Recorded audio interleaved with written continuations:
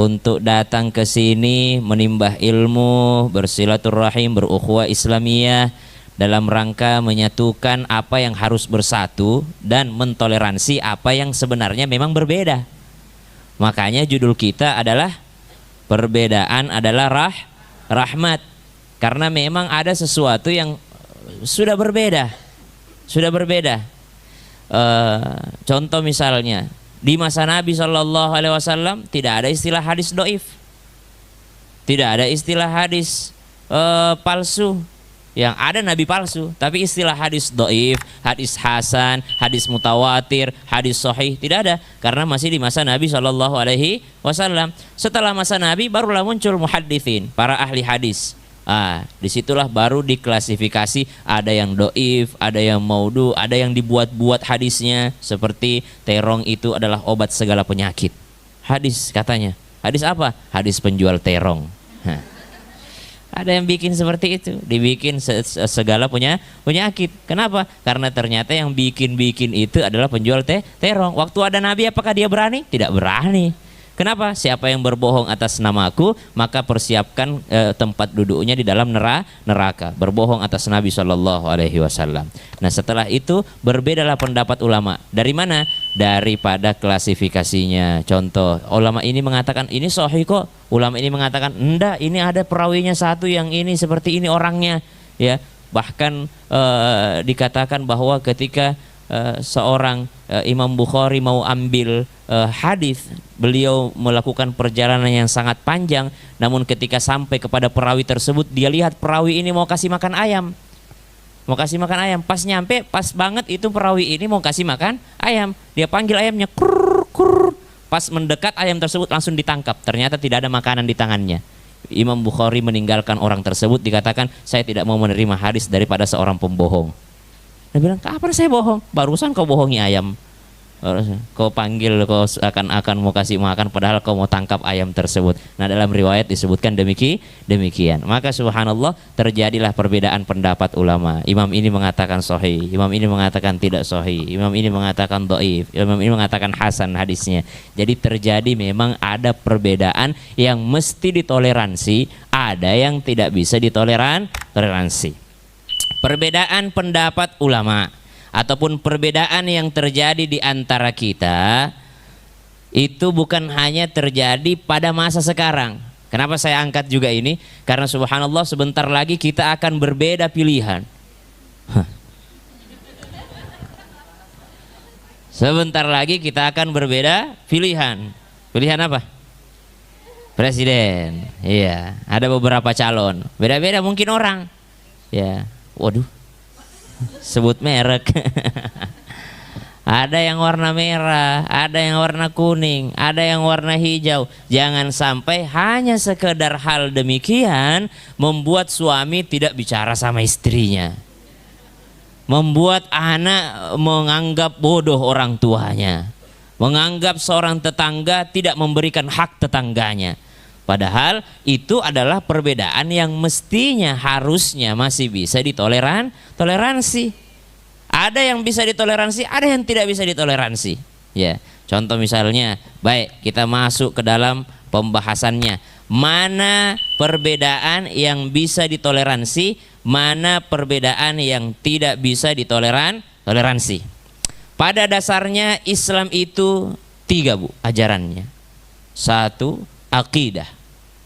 2, syariah. Yang ketiga, akhlak. Pada dasarnya 3 ini. Pada dasarnya 3. Akidah, syariah, ya, akhlak. Pada dasarnya 3. Akidah. Mana perbedaan dalam akidah yang bisa ditoleransi, mana yang tidak bisa ditoleransi? Maka kata ulama, dalam akidah yang tidak boleh ditoleransi sama sekali, maksudnya kalau orang ini berbeda dengan kita, berarti sudah bukan golongan kita sudah. Itu artinya tidak bisa ditoleransi. Mana dalam hal akidah yang tidak bisa ditoleransi? Namanya adalah dalam hal usul. Panjangannya usuluddin. Padahal dasar, pokok. Yang mana itu? Iman kepada Allah. Tidak bisa ditoleransi kalau bilang saya iman kepada Allah tapi rasanya selain Allah itu ada. Wah, tidak bisa ditoleransi itu. Tidak bisa. Saya percaya adanya Tuhan tapi Tuhan yang mana dulu nih? Wah, tidak bisa ditoleransi itu. Nah, atau sekalian dia bilang saya ya memang ini Islam ini agama yang bagus tapi saya tidak percaya adanya Allah. Saya tidak percaya adanya Tuhan yang Maha Esa. Tapi ajaran Islam ini bagus sekali ini. Wah, ini tidak bisa ditoleransi. Kenapa? Memang sudah tidak mengimani Allah. Amantu billah. Itu tidak bisa ditoleransi. Tidak bisa dikatakan bahwa ikhtilafu ummati rahmah. Tidak bisa, oh saya berbeda sama dia berarti perbedaan ini adalah rahmat. Tidak bisa. Tidak bisa. Kenapa? Sudah tidak mengakui keberadaan, keesaan, kekuasaan Allah. Tidak bisa ditoleransi. Berarti ini adalah hal akidah usul, hal akidah yang mendasar, hal pokoknya. Subhanallah. Ada hal yang mengimani Allah tapi bisa ditoleransi perbedaannya. Namanya furu'. Ada usul, ada furu'. Usul itu yang tidak boleh berbeda. Furu' ini masih ditoleransi kalau berbeda. Furu' ya. Usuluddin sama furu'. Apa itu furu'? Cabangnya. Sama-sama kita mengimani Allah. Apanya yang berbeda pendapat ulama? Salah satu contohnya perbedaan ulama kan nanti kita bertemu dengan Allah ya Bu ya. Beriman gak bahwa kita akan bertemu Allah? Tapi yang berbeda pandangan ulama, bagaimana sih kita akan bertemu Allah itu? Nah, itu beda pendapat ulama itu. Apakah kita lihat dengan mata kepala kita langsung ataukah bagaimana? Sedangkan Nabi Musa saja mau ketemu sama Allah langsung pingsan Nabi Musa. Apakah memang kita bisa lihat? Itu perbedaan yang furu' masih bisa ditoleransi. Jadi kalau ada sahabat kita, menurut saya nanti kalau kata guru saya kita tidak ketemu sama Allah tapi begini. Kalau yang saya pelajari itu adalah hal yang bisa ditoleransi. Oh, kalau kata guru saya ketemu langsung kita sama Allah. Apa sih yang nggak bisa kalau udah di surga nanti? Nah itu. Tapi sama-sama mengimani Allah Subhanahu Wa Taala. Yang kedua iman kepada apa? Rukun iman dulu. Rukun iman ada 6. Rukun iman ada 6. Ini adalah hal yang usul, hal yang tidak bisa diganggu gugat lagi. Tidak ada lagi istilah kita berbeda dalam rukun iman ini. Jadi kalau dia mengaku syahadat, mengaku asyhadu an la ilaha illallah wa asyhadu anna muhammadar rasulullah, sudah tidak ada lagi perbedaan. Kenapa? Sama-sama rukun iman ada 6. 1. Iman kepada. Kedua, iman kepada malaikat. Nah, malaikat itu secara usul tidak bisa kita berbeda pendapat. Tidak ada perbedaan. Kita sama-sama mengimani adanya malaikat Allah. Tapi ada furu'nya. Apa tadi Bu? Kalau furu' Bu masih bisa masih bisa ditoleransi. Perbedaan yang masih bisa toleransi. Contoh mana? Malaikat pencabut nyawa, malaikat Israel. Kata siapa? Kata Allah. Kata siapa? Malaikat pencabut nyawa adalah Israel. Dalam Al-Quran tidak ada disebutkan namanya Israel. Maka ada ulama yang mengatakan malaikat mencabut nyawa namanya malakul maut. Israel itu diambil dari nama kisah-kisah Israiliyat, kisah-kisah Bani Israel, yang mana kalau kisah-kisah Bani Israel ini kata Nabi tidak boleh 100% kita percaya, tidak boleh juga 100% kita tolak. Tindakan kita, sikap kita adalah diam saja dengan kisah-kisah Israiliyat. Berarti beda lagi pandangan ulama itu. Apakah karena menurut saya malaikat pencabut nyawa adalah malaikat Israel? Kenapa kau bilang begitu? Dari TK saya hafal tuh. Kau kenapa? Dalam Al-Quran tidak ada nama Israel. Allah tidak sebutkan namanya Israel. Oh, kita sama-sama mengimani bahwa ada malaikat maut, cuma ada namanya furu'nya, cabangnya. Cabangnya apa itu? Keimananmu terhadap malakul maut, kau menganggap bahwa malakul maut itu bernama Israel. Bagi saya malakul maut itu ya udah malakul maut aja, nggak ada namanya. Gitu. Masih bisa ditoleransi? Masih bisa, cuma perbedaan yang furu, cabangnya aja. Tidak sampai membuat kita mengkafirkan orang. Wah, kafir kau tidak percaya malaikat Israel. Tidak, dia percaya malaikat maut, cuma dia tidak mengakui bahwa namanya malakul maut itu adalah Israel. Ada lagi, ibu yang mencatat amal baik, amal buruk yang Raqib Atid, dari mana itu? Dari Quran dong. Ma yalfidhu min qawlin illa ladaihi raqibun atid. Tidak ada satupun ucapan yang keluar kecuali ada raqibun atid. Ternyata tafsir Ibnu Katsir semua mengimani secara usul, secara pokok. Tidak boleh ada perbedaan pendapat bahwa ada malaikat yang mendampingi kita. Secara usul tidak bisa perbedaan pendapat. Yang bisa perbedaan pendapat apa? Kata Imam Ibnu Katsir ataupun kata daripada tafsir-tafsir yang tersedia, tidak ada di antara mereka yang menyebutkan namanya itu malaikat adalah Raqib Atid. Tidak ada. Cuma malaikat yang senantiasa mencatat amal baik dan mencatat amal buruk. Cuma satu yang menyebutkan dalam tafsir Al-Jalalain. Dalam tafsir Al-Jalalain disebutkan Raqib dan Atid. Ada dua malaikat, Raqib dan Atid. Itu perbedaan. Subhanallah. Tapi dia perbedaan yang rahmah. Perbedaan yang menimbulkan justru kita toleransi sama orang. Justru kita makin senang karena banyak ilmu pengetahuan. Mestinya semakin belajar di Rumil, semakin tidak mudah menyesatkan orang lain. Soalnya baru-baru ini viral nih masalah Al-Fatihah itu. Ya, ada syekh datang tiba-tiba melarang orang baca Al-Fatihah, tiba-tiba melarang ini apa segala macam. Mestinya ada hal-hal yang usul itu yang sudah jelas-jelas tidak bisa kita berbeda. Apa itu contohnya? Kalau dalam hal tadi ada penamaan malaikat. Kalau dalam hal tadi, dalam hal akidah ada bagaimana dia beriman kepada Allah. Sama-sama kita wajib kita mengimani Allah Subhanahu wa taala. Yang berbeda pendapat bagaimana nanti ketemunya sama Allah Subhanahu wa taala. Jamaah. Oh jamaah. Alhamdulillah. Jadi ada usuluddin, ada furu'uddin.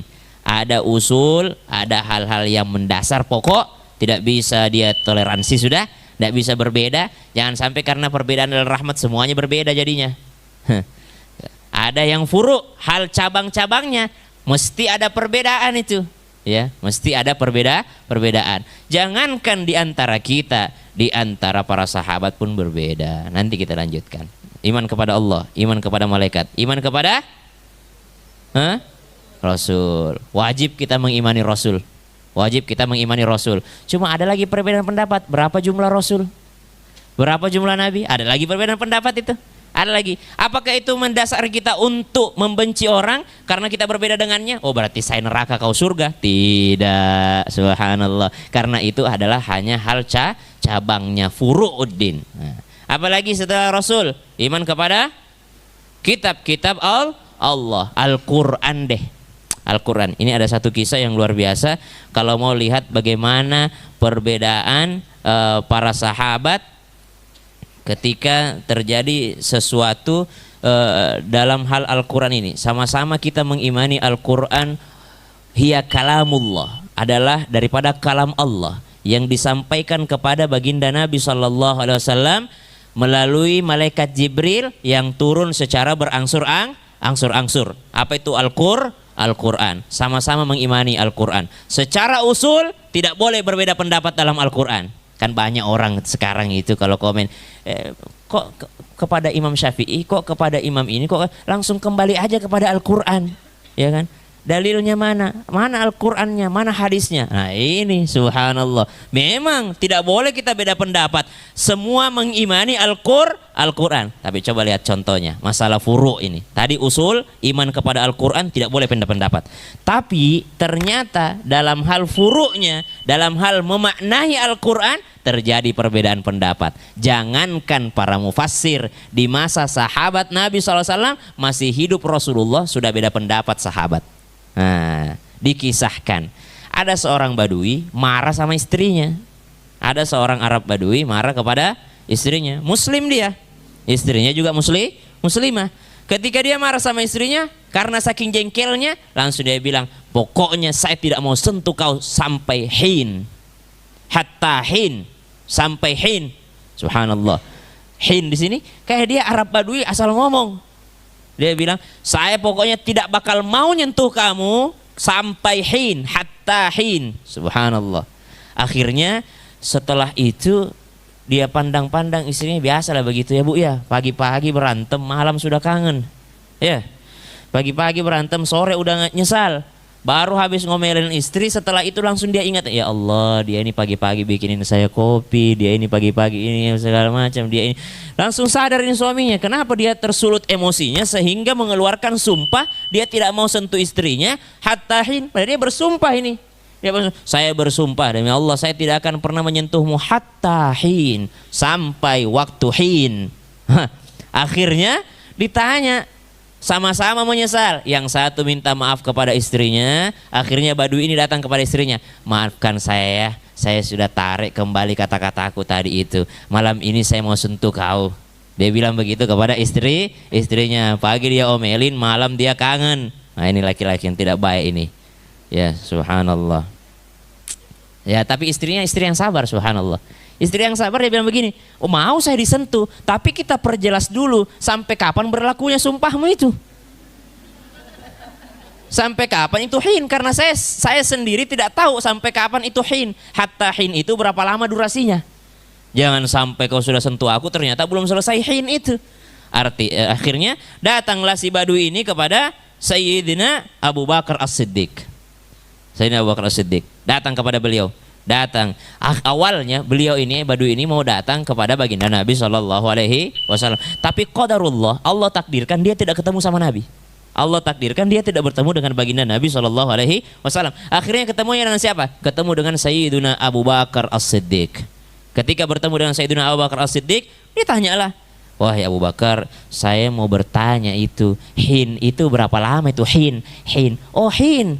Kata Abu Bakar radhiyallahu anhu, berarti kamu sudah bersumpah dan itu sudah berlaku, diharamkan atasmu untuk istrimu sampai kau mati. Wah, diharamkan padamu itu karena hin itu artinya sampai mati. Langsung ini Arab Badui bilang sama istrinya, bagaimana lah kita ini? Nggak bisa lah kita ini. Ya, cerai enggak, nyentuh nggak bisa. Subhanallah, karena dia sudah bersumpah hatta hin, sampai hin. Kata, jangan terlalu percaya Abu Bakar, bukan Nabi itu, kita cari yang lain. Wah, datang Badui kan, tanpa merendahkan Sayyidina Abu Bakar As-Siddiq. Nah, mungkin seperti itulah keadaan mereka pada saat itu. Jadi Arab Badui ini datang, coba kita tanya sahabat yang lain. Datang kepada Sayyidina Umar bin Khattab. Wahai Umar, iya ada apa? Saya ini tidak sengaja marah pada saat itu sama istriku. Lalu saya bersumpah, saya mau katakan, saya mau tanyakan, saya bersumpah sampai waktu hin. Berapa lama itu hin? Oh kata Umar bin Khattab, oh hin, yang saya tahu hin itu durasinya selama 40 tahun. Wah.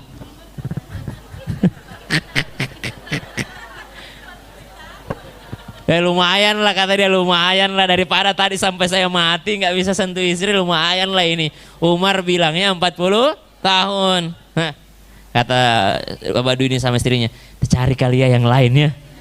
Ya, karena nggak ketemu Nabi SAW. Coba lihat tuh, sesama sahabat aja, Abu Bakar As-Siddiq, daripada mertuanya Nabi SAW, Umar bin Khattab juga, orang-orang terdekatnya, mereka dikubur berdekatan ini, orang-orang terdekatnya Nabi SAW sudah berbeda pendapat. Satu mengatakan seumur hidup, satu mengatakan 40 tahun. Datang, kita cari sahabat yang lain lah. Kata istrinya, ya ayolah, saya juga tidak tahan kalau 40 tahun ini. Lalu gimana keadaan kita 40 tahun ke depan ini? Subhanallah. Ia pun meninggalkan Sayyidina Umar bin Khattab, bertemu dengan Sayyidina Uthman bin Affan radhiyallahu an wa arda. Dia tanya, wahai Uthman bin Affan, saya mau tanya ini. Saya sudah tanya sama dua orang, tapi saya mau tanya pendapatmu ini. Ya, apa yang kamu tanyakan? Saya mau tanya, saya bersumpah sampai hin, sampai kapan itu saya diharamkan itu menyentuh istri saya. Maka kata Sayyidina Uthman bin Affan, diharamkan bagimu menyentuh istrimu selama 1 tahun. Wah, udah mulai senyum dia. Wah, alhamdulillah diskonnya banyak ini. Diskonnya banyak, dari seumur hidup saya jadi 40 tahun ketemu Uthman bin Affan sampai satu tahun. Dia tinggalkanlah Sayyidina Uthman bin Affan. Kalau tanya sih gimana nih, udah pasrah aja kita, setahun kita nggak bisa nih ketemu ini. Katanya ya udah pulang. Pulang ternyata ketemu dengan Sayyidina Ali bin Abi Thalib radhiyallahu anhu. Pintunya ilmu, ya, pintunya ilmu. Cerdasannya Sayyidina Ali.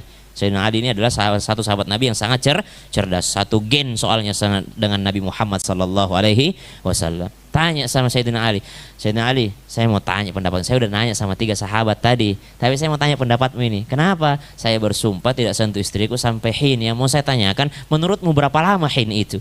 Maka dikatakan oleh Sayyidina Ali karramallahu wajhahu radhiyallahu anhu, diharamkan istrimu atasmu selama 1 malam. Wah. Besok sudah bisa ini. Seumur hidup 40 tahun, 1 tahun jadi satu malam. Oh, Masya Allah. Kemudian ini memang Allah sudah takdirkan begitu. Sudah bertemu dengan 4 sahabat ini, ternyata ditakdirkan ketemu dengan Nabi Shallallahu Alaihi Wasallam. Namanya orang bingung ya, sahabat aja beda pendapat, yang mana lah kita mau ikuti? Kan banyak itu biasa begitu jamaah bu. Udah dikasih dalilnya ini, oh, menurut Imam Syafi'i begini, menurut Hambali begini, Hanafi begini. Ustadz, kenapa sih harus berbeda? Yang mana yang benar? Yang mana yang sesuai hadis Nabi? Yang mana yang ini? Yang mana yang kembali ke Quran aja Ustadz? Kembali, bukan masalah kembali ke Qurannya, sepakat kita dengan Qurannya, tapi cara ulama menafsirkannya berbeda-beda. Cara ulama menafsirkannya berbeda-beda. Sama, sepakat kita hadis Nabi, yang hadis yang sahih yang ini, tapi caranya ulama mentafsirkan hadis tersebut, menjelaskan hadis tersebut, menjelaskan dalil tersebut berbeda-beda. Selama kita punya pegangan dan selama itu bukan hal yang usul tadi, bukan hal yang pokok tadi, berarti perbedaan itu masih bisa toleransi. Saya kemarin di Mekah, saya berapa kali teleponan sama Abi, masalah lontar jumroh, masalah apa segala macam. Kita dapat tenda yang sangat jauh daripada lontar jumroh. Jamaah saya ada yang cancer, jamaah saya ada yang tua, jamaah saya ada segala macam. Bagaimana ini? Saya terjebak bu di Arafah sampai tengah malam.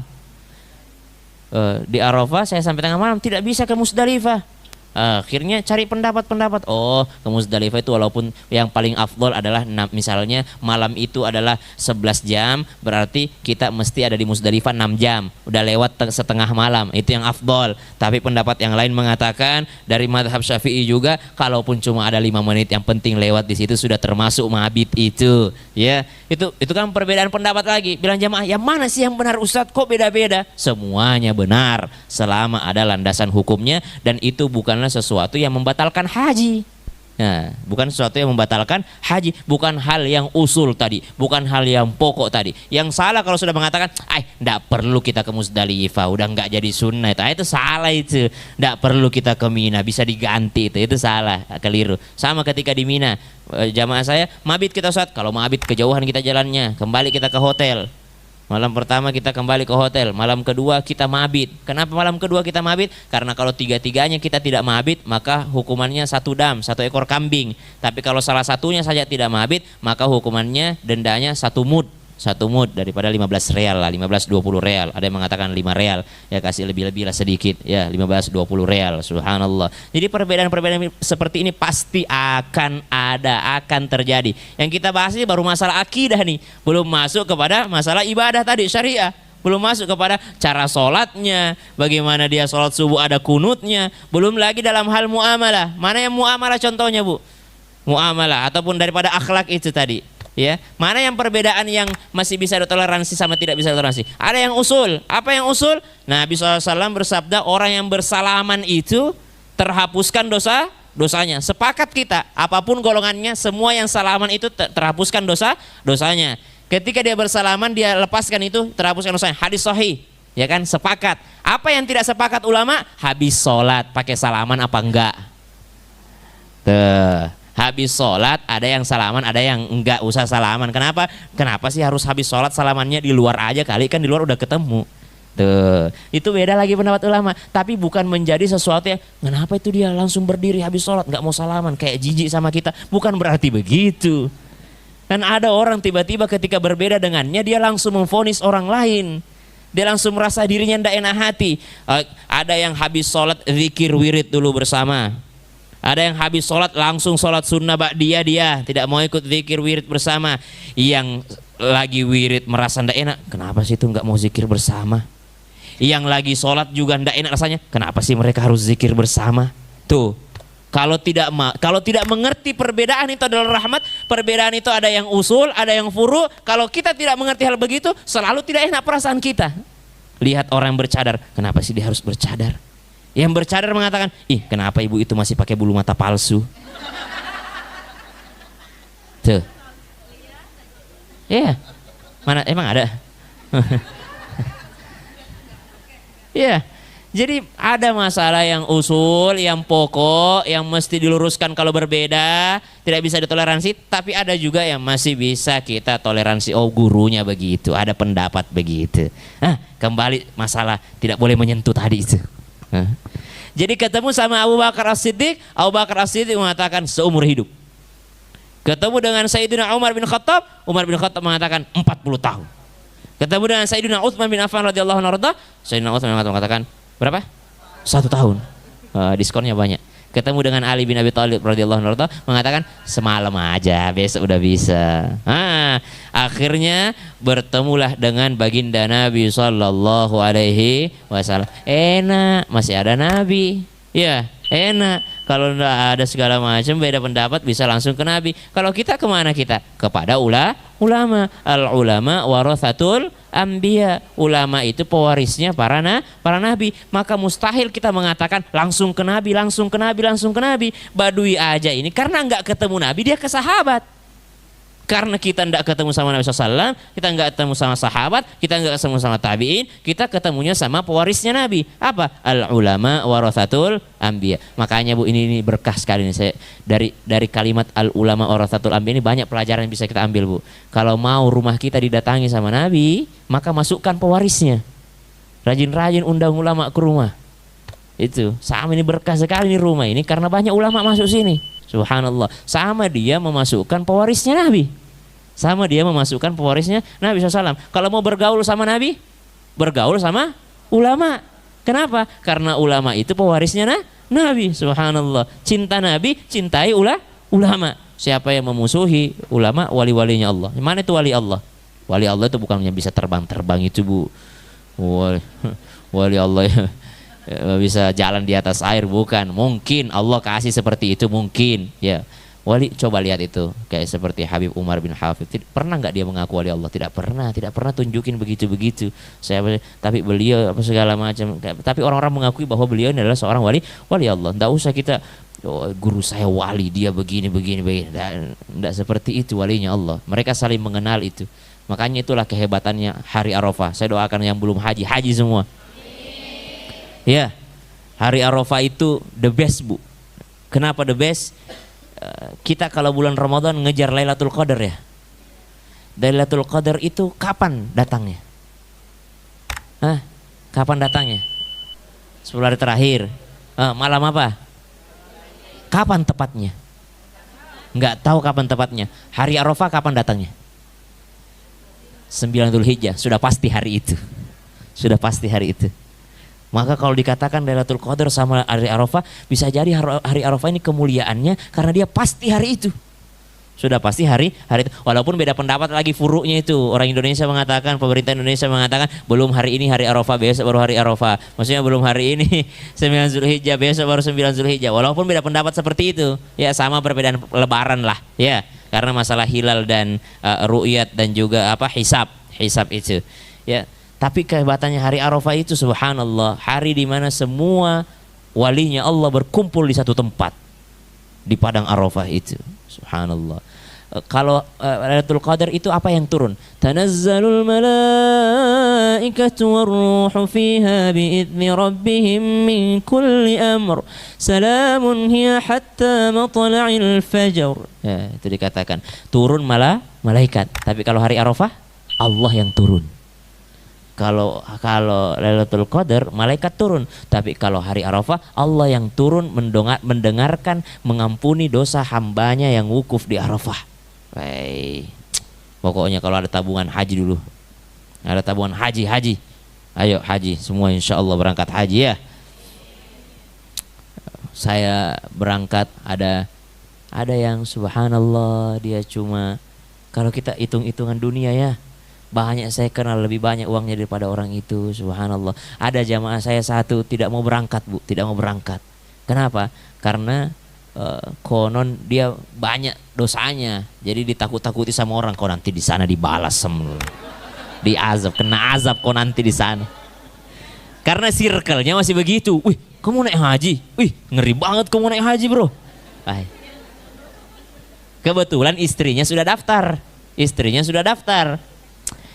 Hari terakhir manasik, dia bilang sama istrinya, mau kemana manasik? Temenin lah pak, gitu kan. Ayolah pak. Katanya, ngapain saya mau ikut? Travelmu itu penipu pasti itu. Mana ada orang berangkat daftar tahun ini, berangkat tahun ini, penipu itu pasti. Dia enggak tahu taji furoda kan? Dia enggak tahu aja. Pasti itu travel penipuan, pasti hilang uangmu itu segala macam. Digituin istrinya, saking dia tidak maunya berangkat dan tidak mau istrinya juga berangkat. Subhanallah. Akhirnya apa yang terjadi? Dia ikut-ikut manasik, dia ketemu sama saya, dia ketemu sama satu lain. Tanpa sepengetahuannya istrinya daftarkan suaminya. Istrinya daftarkan suaminya. Berangkatlah suaminya, berangkat, subhanallah, berangkat bu, sampai di Mekah di hotel transit, dia tidak punya baju koko sama sekali. Setiap sujud kelihatan punggungnya, Kenapa pakai baju kaos? Ini ingetin bapak ya, ingetin suaminya ya, tidak boleh sholat pakai baju itu karena pasti kalau sujud kelihatan itu punggung. Nah itu sepakat ulama itu batal itu sholat. Kenapa? Karena auratnya laki-laki dari pusar sampai lutut. Banyak orang kadang-kala tidak memperhatikan itu laki-laki tuh kalau sujud naik, apalagi kalau sampai kelihatan celengannya di belakang. Bukan hanya mengganggu dirinya tapi mengganggu soft di belakang. Ya. Itu jamaahku itu di sana pakai baju kaos, tidak punya baju koko sama sekali. Subhanallah. Tidak pernah pas lagi sholat ada tripod di depannya. Dia bilang, unik memang ini satu jamaahku ini. Mungkin karena dia baru sholat jadi dia live, ya kan? Saya pikiranku begitu. Ternyata itu tripod dia taruh situ bacaan sholat. Allahu Akbar kabira, tulisan Indonesia. Walhamdulillahi katsira, subhanallah. Itu bu. Ya Allah, berangkat ke sana. Saya bilang, Pak Haji pakai baju koko lah, belilah. Wah ibu tuh dibeliin lah pakai baju koko lah. Saya bilang setelah dia ikut sampai di padang Arafah, dia bertanya begini lagi, Ustaz, apalagi sunnahnya orang di Arafah? Akhirnya menjadi orang yang sangat excited. Ya udah nyampe sana jadi orang excited karena sampai ketemu sama saya bilang kalau Allah mau azab Pak Haji dari kemarin dia azab. Kenapa tidak diazab dari Indonesia? Kenapa harus diazab di Mekah, tanah haram ini? Disinilah Allah akan tunjukkan kasih sayangnya. Seandainya Allah mau azab Pak Haji dari kemarin di Jakarta sudah diazab Pak Haji, buktinya masih sehat bisa berangkat haji. Iya ya gitu ya, Allah masih sayang sama saya. Iya Pak Haji, ayolah berangkatlah. Berangkat dia ke padang Arafah. Di padang Arafah dia tanya, Ustaz apa lagi sunnahnya orang padang Arafah? Saya bilang keluar ke Jabal Rahmah. Jabal Rahmah di sana angkat tangan, Nabi di sana bermunajat kepada Allah. Jaraknya tendaku ke Jabal Rahmah 7 kilo bu. 7 kilo. Dia ambil ransel besarnya, dia bawa air banyak, dia jalan sendirian ke sana, sendirian, tidak ada jamaah yang ikut. Orang tua bu, kakek-kakek, subhanallah. Pulang dari sana dia tunjukin, Ustaz saya habis dari sana, saya udah ikut sunnah Nabi ini kan. Iya beneran ke sana. Saya bu, karena orangnya kayak gitu, saya bercandain juga gitu. Saya bilang, tapi kalau enggak sanggup kan kita keadaan panas banget begini 45 derajat orang ke sana itu. Saya di sana Ustaz hampir jatuh gini segala macam. Tapi jangan dorong-dorong orang. Insya Allah Ustaz, saya ke sana saya bawa air banyak. Ustaz tahu buat apa? Saya bagi-bagi sama orang yang haus. Saya bagi-bagi makan coklat ini. Tasnya bu penuh. Coklat, Indomie apa segala macam. Subhanallah, itu luar biasa itu. Pas habis tahallul, Ustaz apa sunnahnya tahallul? Saya bilang ada perkataan dari guru saya, tapi ini bukan hadis, bukan apa, tapi guru saya mengatakan siapa yang botak 40 rabu itu dimudahkan baginya menghafal 40 rabu. Gimana tuh 40 rabu? Setiap hari Rabu botak lagi 40 rabu, gundul lagi 40 rabu, hari Rabu gundul lagi sampai 40 kali Rabu. Itu dimudahkan dia faham. Kebetulan saya bodoh ini katanya. Saya mau amalkan. Jadi sampai sekarang itu Pak Haji masih botak. Setiap Rabu dia botak. Bu pulang, dia bilang, Ustaz, alhamdulillah saya tidak ada absen, saya ikuti semua arba'in. Jadi selesaikan saya jamaah saya termasuk lama di Madinah itu 9 hari ngejar arba'in. Baru saya katakan di bus di bandara, saya bilang sebenarnya hadis tentang arba'in itu beda pendapat ulama. Lebih banyak ulama mengatakan hadisnya doif. Hadisnya dhaif. Yang sahih arba'in itu adalah di kampung masing-masing tidak boleh ketinggalan takbiratul ihramnya imam, bukan 40 kali sholat tapi selama 40 hari. Ya itu dari sahabat Ibnu Abbas radhiyallahu anhu, itu hadisnya 40 hari kau tidak tinggalkan takbiratul ihram pertamanya, itulah yang diamalkan jamaah tablik itu.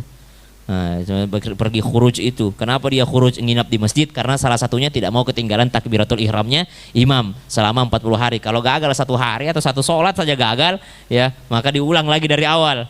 Subhanallah. Sampai sekarang saya dengar kabarnya nih Pak Haji ini masih subhanallah menjaga daripada sholat berjamaahnya. Subhanallah, menjaga daripada 40 hari. Masya Allah. Itu tidak pernah tahu orang itu ya Bu ya. Subhanallah. Nah itu. Ketemu dengan baginda Nabi SAW. Sampai di mana kita tadi itu? Ketemu dengan baginda Nabi SAW. Kenapa sih cerita saya lari ke Pak Haji itu kenapa ya? Oh, bukannya haji semuanya. Berangkatlah haji semua insya Allah. Berangkat haji Bu, berangkat haji. Kata Imam Hasan Al-Basri, siapa yang punya harta kelihatan kaya, ya kelihatan dia kaya, ada rumahnya, ada mobilnya, ada apanya, kelihatan kaya dan dia adalah tetanggaku, kata Imam Hasan Al-Basri, dan dia adalah tetanggaku dan dia meninggal dan belum haji, tidak mau saya solati. Imam Hasan Al-Basri, seorang ulama besar, seorang tabi'in, dia bilang seandainya ada tetanggaku kelihatan kaya, mampu, sekolah anaknya mahal-mahal, dia punya kendaraan, dia punya rumah, dia punya tempat tinggal, sebenarnya mampu untuk naik haji tapi tidak berangkat haji, maka saya tidak mau solati. Tuh, saking ekstrimnya itu Imam Hasan Al-Basri tidak menyenangi orang yang tidak mau berusaha berangkat ke sana. Ya, berangkat ya Bu ya. Insya Allah. Ketemulah dengan baginda Nabi SAW. Lalu Rasulullah memerintahkan si Badui itu duduk. Kemudian ketika duduk, Nabi SAW ngobrol sama orang Badui ini. Apa yang kau rasa? Oh, saya habis nanya sama Abu Bakar ya Rasulullah. Kata Abu Bakar seumur hidup. Kemudian saya nanya sama Umar. Kata Umar 40 tahun. Saya ketemu Utsman. Kata Utsman bin Affan setahun. Saya ketemu Ali. Katanya semalam. Kata Rasulullah, yang mana yang kau ambil? Yang mana yang kau ambil? Ya iyalah yang semalam gitu. Akhirnya Rasulullah memerintahkan untuk memanggil keempat sahabat tadi. Datanglah sahabat tadi bertemu dengan baginda Nabi SAW. Ditanya, wahai Abu Bakar, apa kau sampaikan tadi sama Badui ini? Kata Abu Bakar Siddiq, saya bilang seumur hidup. Mana dalilnya? Wah itu. Apa landasanmu kau bilang begitu sama ini orang? Kasihan nih orang, kenapa kau bilang seumur hidup? Kata Abu Bakar Siddiq, kan Allah sendiri yang bilang dalam Al-Quran ya Rasulullah. Apa kata Allah? فَآمَنُوا فَمَتَّعْنَاهُمْ إِلَى حِينٍ. Surah As-Saffat ayat 148. Ada kata hin di situ ya. فَآمَنُوا فَمَتَّعْنَاهُمْ إِلَى حِينٍ. Sehingga mereka beriman, karena itu kami anugerahkan kenikmatan kepada mereka hingga waktu tertentu. Waktu tertentu di sini sampai wafat ya Rasulullah. Berarti hin itu artinya adalah sampai wafat. Surah As-Saffat ayat 148. Makanya kenapa kau bilang sampai wafat? Hin itu karena Allah katakan dalam Al-Quran, fa'amanu famatta'nahum ila hin. Orang yang beriman itu mereka beriman lalu diberikan anugerah kenikmatan hidupnya sampai waktu tertentu. Hin di sini kan hin itu artinya Bu waktu tertentu Bu, artinya. Arti secara bahasanya hin itu karena dia sumpai saya tidak akan sentuh kau hatta hin, sampai waktu tertentu. Nah itu yang dia cari artinya itu. Waktu tertentu itu berapa? Kata Abu Bakar, waktu tertentu itu sampai mati. Kenapa? Dalam surah As-Saffat dikatakan bahwasanya famatta'nahum ila hin, dikasih kenikmatan sampai wafat. Subhanallah, sampai habis umurnya. Ada dalilnya Abu Bakar. Lalu Nabi nanya kepada Sayyidina Umar bin Khattab, engkau Umar, apa kau katakan sama Badui itu? Saya bilang 40 tahun ya Rasulullah, hin itu. Waktu tertentu itu adalah 40 tahun. Kenapa kok kamu bisa bilang begitu? Nah, karena Allah Subhanahu wa taala berfirman di dalam surah Al-Insan. Apa katanya? Hal ata 'alal insani hinun minad dahri lam yakun syai'an madhkura. Ada kata hin di situ ya. Hal ata 'alal insani hinum minad dahri lam yakun syai'an madhkura. Kata Umar bin Khattab, saya dalilku yang ini. Karena Allah katakan, bukankah pernah datang kepada manusia itu waktu dari masa yang ketika itu belum merupakan sesuatu yang dapat disebut manusia. Kalimat hin di sini waktu tertentu hin. Kenapa kau sebut 40 tahun? Wahai Umar bin Khattab, karena kalimat hin di sini bahwasanya Adam itu tinggal di dalam surga selama 40 tahun sebelum ia turun ke bumi. Wah, Adam tinggal di surga selama 40 tahun sampai ia turun ke bumi. Lalu ditanya, jadi saya 40 tahun, saya hin itu adalah 40 tahun. Tanya lagi Utsman bin Affan, Utsman kau bilang apa sama orang itu? Saya bilangnya 1 tahun ya Rasulullah. Kenapa? Karena saya beranggapan bahwa saya dalam Al-Quran disebutkan surah Ibrahim ayat 25. Alam tara kaifa daraballahu mathalan kalimatan thayyibah kasyajaratin thayyibatin asluha thabitun wa far'uha fis sama' tu'ti ukulaha kulla hinin bi'izni rabbiha kulla hinin, ada kata hin di situ ya. Wa yadribullahu al-amthala lin-nasi la'allahum yatadhakkarun. Surah Ibrahim ayat 24-25. Alam tara kaifa daraballahu mathalan kalimatan thayyibatan kasyaratin thayyibatin asluha thabitu wa far'uha fis sama'. Tidakkah kamu memperhatikan bagaimana Allah telah membuat perumpamaan kalimat yang baik seperti pohon yang baik, akarnya kuat, cabangnya menjulang ke langit.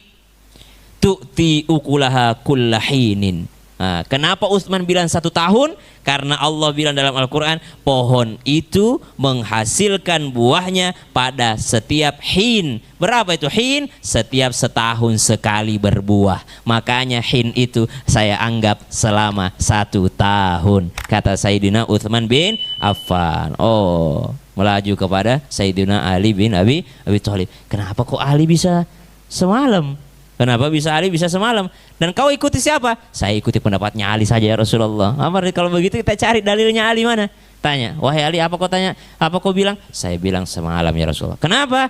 Karena Allah bilang dalam Al-Quran. Apa kata Allah dalam Al-Quran? Ada surah Ar-Rum ayat 18. Apa itu?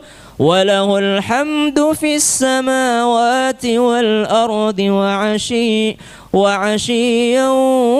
wa hina tudhhirun. Ada wahina, kata hina tudhhirun. Apa kata Allah?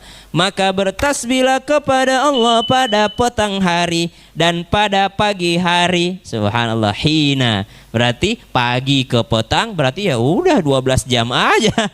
Selama hin itu adalah 12 jam, semalam aja. Subhanallah, berarti dia tidak boleh menyentuh daripada istrinya selama semalam aja. Hin di sini artinya 1 malam. Subhanallah. Bergembiralah Nabi SAW. Maka orang itu ditanya, kau mau ambil pendapat yang mana? Saya mau ambil yang jelas lah. Kalau ibu ada di situ, ambil yang mana, Bu? Kangen juga sama suami ternyata ya. Nabi SAW bersabda, maka ambillah pendapat daripada Ali bin Abi Thalib karena ialah yang termudah untukmu. Nabi itu kalau untuk dirinya selalu yang tersusah, tapi kalau ngasih buat orang selalu yang termudah. Contoh, Bu, tahajudnya Nabi susah apa mudah? Tahajudnya Nabi rakaat pertama 6 juz. Iyalah, kan sahabat pernah ikut sama Nabi. Selesai Al-Baqarah, ruku sudah ini, Ali Imran sambung lagi, An-Nisa sambung lagi, Al-Maidah sambung lagi, hampir 7 juz Nabi 1 rakaat. Rukuknya sama lamanya dengan itu, sujudnya juga. Bukankah Ibunda Aisyah pernah bertanya, ya Rasulullah, kenapa sampai bengkak kakimu begitu? Ya kan? Apakah saya tidak boleh menjadi hamba yang bersyukur? Subhanallah. Nabi kalau untuk dirinya selalu yang susah ya. Sama seperti perintah ibadah haji turun. Perintah ibadah haji, ketika ibadah haji itu turun, Nabi sabdakan kepada para sahabat. Para sahabat bertanya, ya Rasulullah, ada perintah haji? Iya. Setiap tahun ya Rasulullah. Nabi diam. Setiap tahun ya Rasulullah. Nabi diam. Setiap tahun ya Rasulullah. Nabi diam. Kenapa diam? Takutnya Nabi bilang iya, lalu Allah wajibkan setiap tahun untuk umatnya. Bayangin, Bu, sekali seumur hidup aja antriannya 60 tahun. Ya, apalagi kalau disuruh setiap tahun. Jadi la tas'alu an asya'a in tubdalakum tasukum. Jangan bertanya sesuatu yang justru menyulitkan engkau seperti Bani Israel itu. pertanyaannya justru menyulitkan dirinya sendiri. Sudah, kalau Imam Syafi'i bilang begini, selesai. Ada pendapat Imam Hambal bilang begini, selesai. Ada imam ini mengatakan begini, selesai. Ada Imam Hasan Al-Basri mengatakan begini, selesai. Ada pendapat ini mengatakan ini, selesai. Saya ikut dia ya Allah. Sampai di hari kiamat, kenapa kok ini? MUI bilang tidak haram. MUI bilang ini, kenapa kok masih di bank ini? Orang MUI yang kasih label syariah, ya kan, bank syariah, selesai. bank ini masih syariah, masih ada pendapat ulama mengatakan begini, bukan hal yang usul. Secara usul riba haram, semua sepakat ulama. Yang secara furu, bunga bank itu masuk daripada riba atau tidak. Itu secara furu. Ada ulama mengatakan itu adalah riba, ada yang mengatakan bukan, itu bukan riba. Jadi ada yang masih pakai, ada yang sudah tidak pakai. Kita mau naik haji aja masih pakai bank itu, subhanallah. Jadi sudahlah, sesuatu yang masih ada celah untuk kita bertoleransi, toleransi lah. Tapi sesuatu yang tidak ada celah untuk bertoleransi, jangan sampai toleransi. Kadang orang terbalik, giliran kalau sama non muslim berlemah lembut dia. Giliran sesama muslim cuma beda kunut doang udah dineraka-nerakain saudaranya. Sama non muslim lembut, dakwahnya Nabi lembut kepada, iya, tapi lembut lagi kepada sesama orang beriman. Ya, bil mu'minina raufun rahim. Nah, itu masalah Al-Qur'an saja berbeda pendapat. Kita wajib mengimani Al-Qur'an secara usul. Al-Qur'an 30 juz, 114 surah. Nah, itu saja pada masa kapan itu dibentuk itu Al-Quran. Turun kepada Nabi SAW tidak berbentuk Quran. Di masa Abu Bakar As-Siddiq dikumpulkan Al-Quran itu. Ada dari kulit kambing, ada daripada tulang onta, ada daripada pelapa kurma, dikumpulkan. Di masa Sayyidina Abu Bakar As-Siddiq.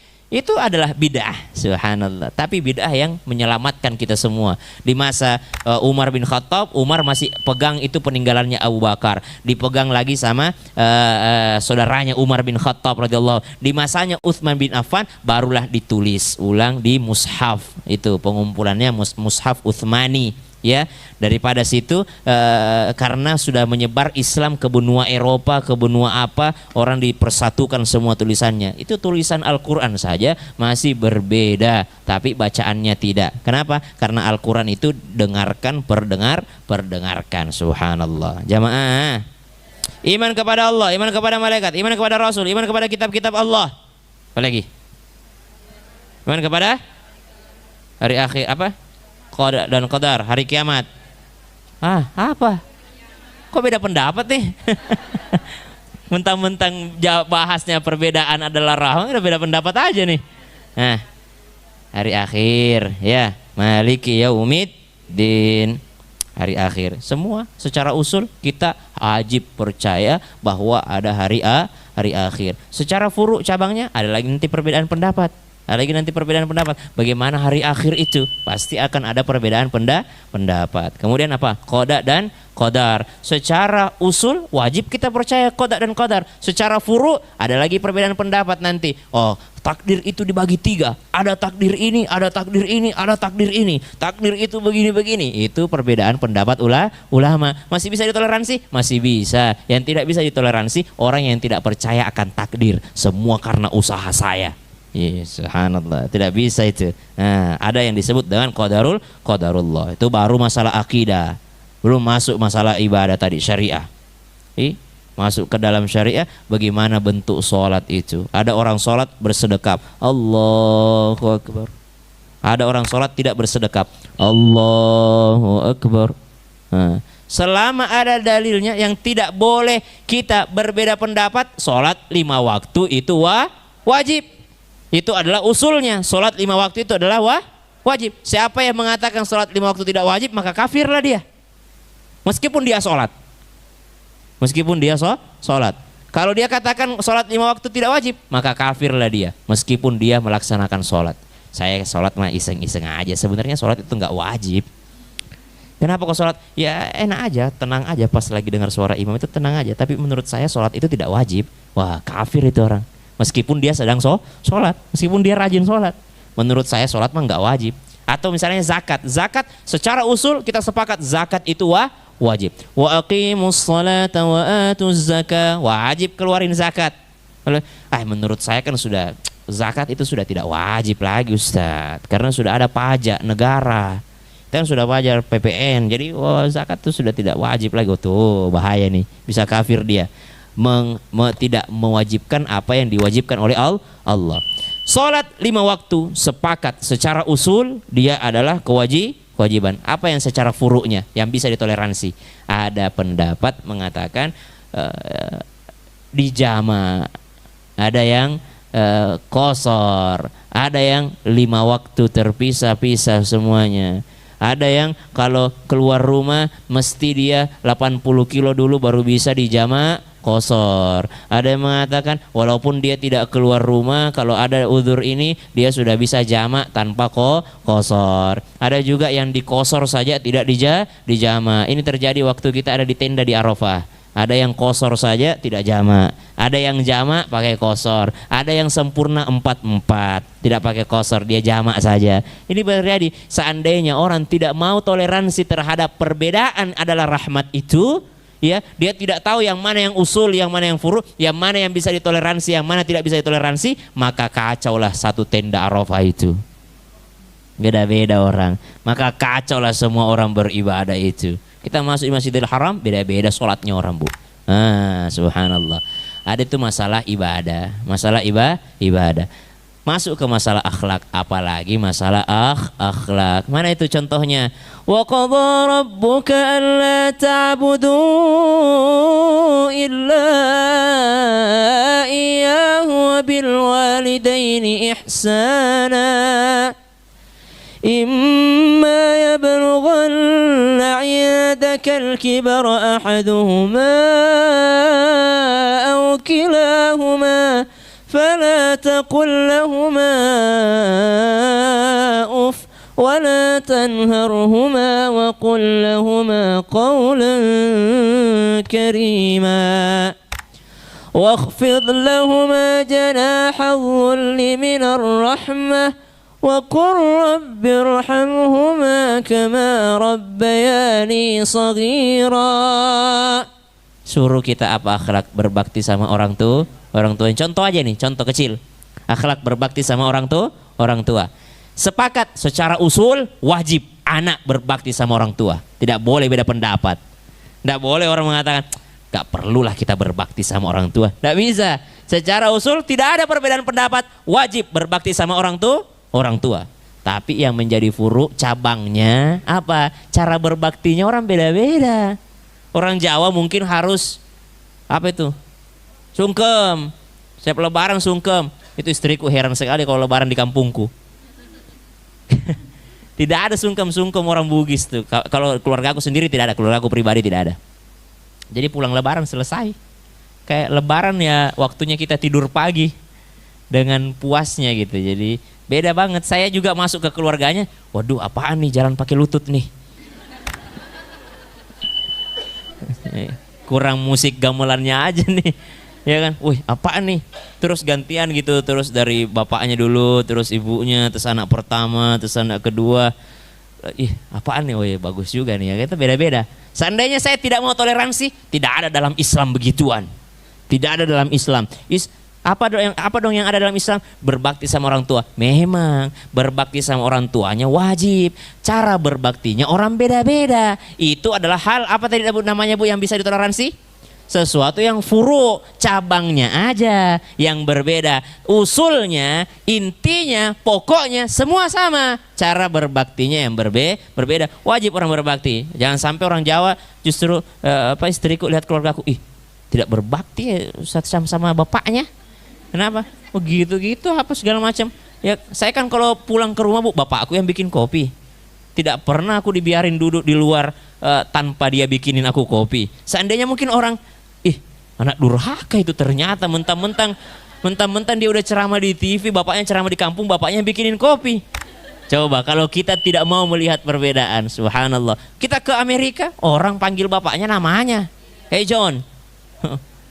Ya kan, hey John, ya kan, dia panggil bapaknya John aja, Iya, subhanallah. Jadi ternyata dalam hal akhlak pun itu orang pasti akan terjadi perbedaan, yang mana perbedaan ini jangan sampai membuat kita merasa diri lebih baik daripada orang lain, jangan sampai kita menerakakan orang lain, jangan sampai kita mengkafirkan orang lain karena ada perbedaan yang bisa ditoleransi, ada perbedaan yang tidak bisa toleransi. Subhanallah. Apa akhlak? Misalnya akhlak itu akhlak kepada Nabi SAW.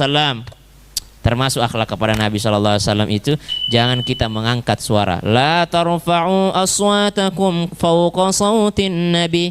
Jangan kau angkat suaramu di atas suaranya Nabi. Pertanyaannya, ada nggak suaranya Nabi sekarang? Pertanyaannya, tidak ada. Ini kan ayat ini berkenaan tentang orang yang datang kepada Nabi lalu berteriak-teriak kepada Nabi. Tidak dibukain pintu, belum dibukain pintu, teriak-teriak dia. Ya Rasulullah, ya Rasul. Berkenaan, ditegur sama ayat ini. Jangan kau angkat suaramu di atas suaranya Rasulullah.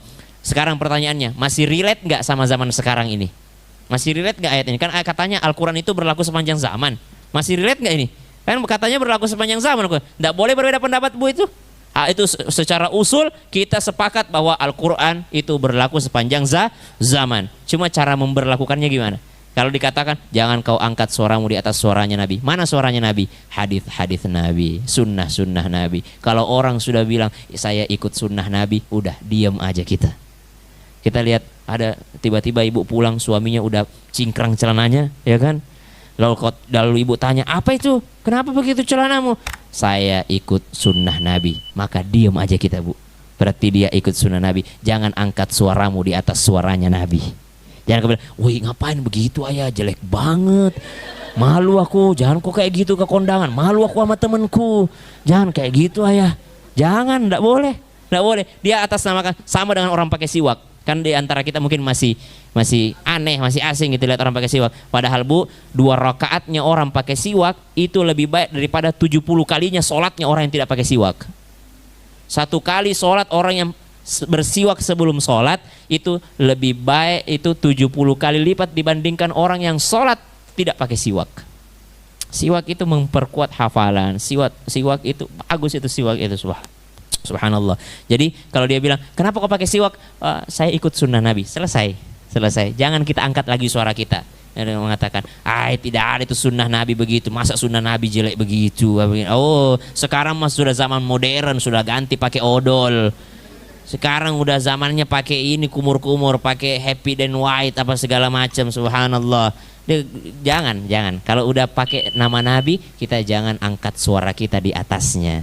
Ya, kalau orang sudah pakai angkat sunnah Nabi Shallallahu Alaihi Wasallam. Itu indah sekali memang sunnah Nabi itu, Bu. Sunnah Nabi itu sangat indah. Saya juga itu hobinya nonton drakor tuh, salah satu hobi saya.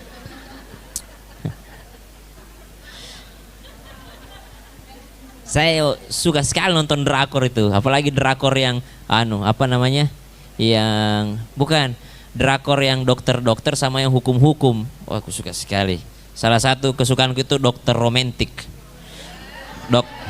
Dokter romantik itu dia ceritanya dokter bedah. Itu senang sekali lihat mereka kalau lagi cuci tangan. Dia lagi cuci tangan, dia cuci semua pangkal-pangkalnya. Semua ini pangkal-pangkalnya dia cuci begini. Subhanallah. Ternyata dokter bedah ini dia kalau mau operasi segala macam harus steril banget. Dia cara cuci tangannya berbeda dengan kita. Tingkatan atas sudah cuci tangannya itu. Kalau kita kan gosok punggung ini ya kan, jari-jari kuku. Kalau dokter bedah lebih bersih lagi. Subhanallah, pangkal-pangkalnya semua. Apa yang terjadi, Bu? Ternyata Nabi sebelum berwudu begitu caranya cuci tangan. Subhanallah. Coba lihat sunnah Nabi SAW begitu indahnya. Semua yang dilakukan oleh baginda Nabi SAW berlaku sepanjang zaman. Tidak ada yang ketinggalan zaman. Bahkan ada yang baru diketahui segala macam. Ya, akhirnya kita bertahu, oh ternyata dulu Nabi seperti ini, Nabi seperti ini. Maka perbedaan itu adalah rahmat. Bagaimana kita menyikapinya? Selama dia bukan perbedaan yang usul, ya, maka kita mesti toleransi terhadap perbedaan tersebut. Bagaimana Ustaz caranya kita tahu yang mana yang usul, yang mana yang furu? Makanya ngaji. Itulah pentingnya ngaji. Jangan karena dengar satu pendapat akhirnya pendapat yang lain salah semua. Lihat, oh kita sepakat Al-Fatihah itu adalah ayat Al-Kafiyah. Apa Al-Fatihah nama lainnya? Al-Kafiyah, pelengkap. Oh, berarti kalau misalnya ada orang mau pengajian, baiklah sama-sama kita mulai pengajian ini kita dengan membacakan suratul Fatihah. Baca Al-Fatihah, subhanallah. Jangan tiba-tiba kita langsung tidak. Kenapa orang memulai dengan Al-Fatihah tidak ada dalilnya? Padahal ada dalilnya, cuma tidak langsung kepada baginda Nabi SAW. Nabi katakan Al-Fatihah itu adalah Al-Kafiyah, pelengkap. Jadi apa yang dia baca ketika sebelum pengajian? Melengkapi. Biar lengkap itu pengajiannya, dia mulai dengan Al-Fatihah. Jangan masalah furu begini. Sama-sama secara usul kita meyakini Al-Fatihah. Tapi secara furu beda cara pengamalannya. Ada yang cuma mengamalkan ketika mau minum air, ada yang mengamalkan cuma dalam sholat, ada yang mengamalkan dalam doanya, ada yang mengamalkan untuk kirimin orang tuanya. Iya kan? Secara usul kita sepakat amalannya anak soleh, doa anak soleh sampai kepada orang tua. Ada yang anak soleh bisanya baca Al-Fatihah, ada anak soleh bisanya baca Yasin, ada anak soleh nggak tahu saya soleh apa enggak nih. Kemarin saya lihat beritanya dia pasang itu solar listrik di kuburan emaknya, tenaga matahari itu, lalu dia pasang MP3 Al-Quran. Ya, jadi 24 hours itu, 24/7 itu ngaji terus itu di kuburan emaknya. Tapi masalahnya MP3 bukan anaknya. Ya, tapi mungkin ya itulah soleh jurusan teknologi. Soleh jurusan teknologi, inovasi lah itu ya. Ya, jadi jangan sampai perbedaan-perbedaan yang sebenarnya boleh ditoleransi. Ini makanya saya senang masjid ini, namanya Wihdatul Ummah. Tujuannya salah satu tujuannya guru kami Abi itu untuk menyatukan, ya, mempersatukan umat. Meskipun di situ ada mungkin yang Salafi, mungkin ada yang NU banget, ada yang Banser banget, ada yang Muhammadiyah banget, ada yang pemuda Pancasila apakah? Ya, ada yang partai kuning, merah, hijau, biru, apalah itu semua kan, perbedaan itu janganlah sampai membuat kita memutuskan ukhuwah Islamiyah. Janganlah sampai kita memandang rendah orang lain. Apa kata Imam Hasan Al-Basri tentang tawadhu? Orang tawadhu itu, orang yang tidak sombong itu adalah ketika dia keluar rumahnya tidak ada satupun orang lain dia pandang kecuali dia merasa bahwa orang lain itu lebih baik daripada dirinya. Itulah orang tawadhu. Jangan sampai kita keluar rumah semua orang jadi rendah. Ya, saya ngaji di Rumil, saya pulang dari Rumil langsung jadi kayak ulama pulangnya. Ya. Jadi perbedaan itu rahmat ya Bu ya. Mungkin ibu, mungkin kan ibu rutin di sini. Mungkin ibu dengar saya, ih beda sama ustadz yang kemarin, ih beda. Mungkin ibu dengar siapa, ih beda sama ustadz yang ini, ih beda. Bukan untuk ibu membentur-benturkan, tapi ibu harus paham dasarnya bahwa selama itu bukan hal yang mendasar masih ditoleransi untuk berbeda. Tapi kalau sudah hal yang mendasar tidak boleh sama sekali berbeda. Tiba-tiba saya ceramah mengatakan, ibu ya menutup aurat itu tidak wajib. Oh, langsung blokir saya Bu. Langsung blokir saya, berarti saya sudah di hal yang mendasar ini saya sudah berbeda. Tapi selama saya di hal mendasar tidak berbeda dengan ibu, saya cuma berbeda dengan hal-hal yang cabang-cabang, ya masih banyak kesamaan kita. Insya Allah itu adalah hal yang sangat indah dan menjadi rahmat, bahkan memperluas wawasan kita semakin kita kenal tentang perbedaan. Insya Allah yang berbeda bisa ditoleransi, yang sama bisa dijaga, yang beda pilihannya nanti pas pilpres insya Allah tetap menjadi sesuatu yang kita doakan agar negeri kita ini aman, damai, sejahtera. Selama kita tidak dihalangi untuk sholat 5 waktu, selama kita tidak dihalangi untuk pengajian, selama kita, makanya ada guru saya itu yang heran kenapa sih orang harus demo-demo itu, padahal pengajian aman, sholat 5 waktu aman. Ada nggak orang azan dilarang azan? Tidak ada. Ya nggak ada guru saya yang begitu. Ya kata guru saya heran ini melihat orang kenapa harus didemo, apa yang mau didemo, pengajian aman, pengajian bebas, oh ibu-ibu sholawatan di masjid tidak ada yang halangi, ya, aduh ini segala macam tidak ada yang halangi, tidak ada yang larang, kenapa harus didemo-demo segala macam. Ada guru saya mengatakan begitu, ada yang mengatakan tidak, tapi yang tidak terlihat ada yang kejamnya, terserahlah itu, itulah hal furu yang sebenarnya masih bisa ditoleransi dalam perbedaan, tidak perlu menjadi alasan kita benci kepada orang lain. Kita doakan dulu untuk ibunda kita, Bude Nika pada hari ini ulang tahun. Masya Allah. Barakallah. Saya kalau lihat orang tua itu Masya Allah. Apalagi kalau lihat ulang tahun berapa, kita belum tentu umurnya sampai segitu.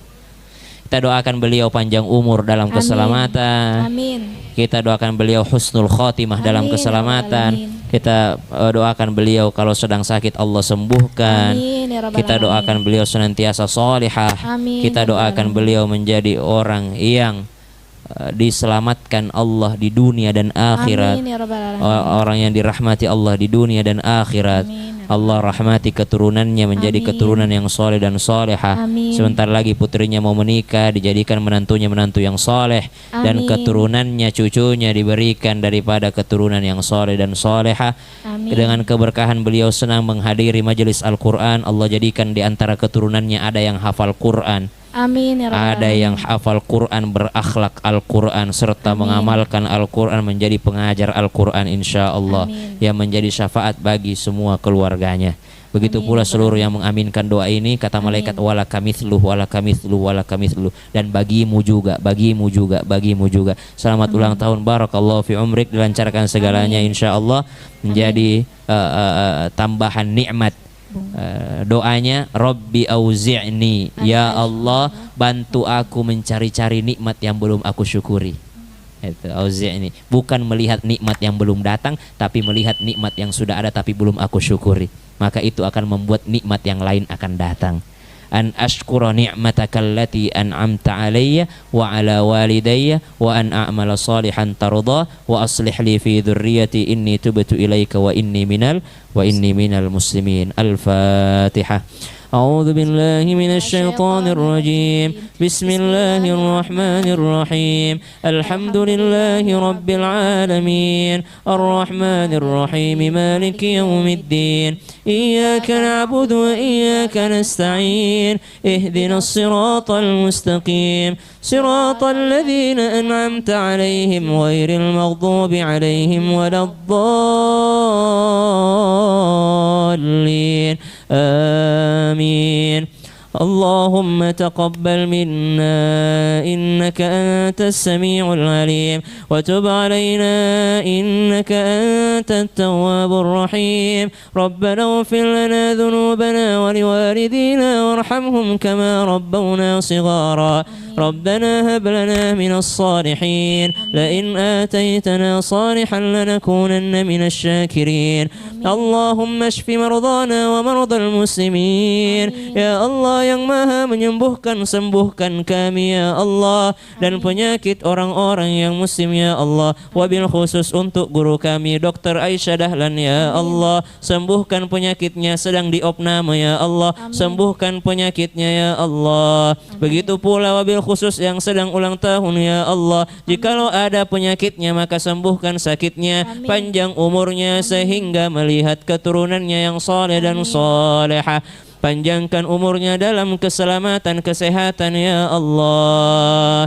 Allahumma arzuqna ziyaratal masjidil haram. Ya Allah, kami baru pulang haji ya Allah. Seandainya di antara kami ada yang belum haji, maka mudahkan juga mereka berangkat haji ya Allah. Seandainya ada di antara kami yang belum pernah umrah, maka mudahkan rezekinya berangkat umrah ya Allah.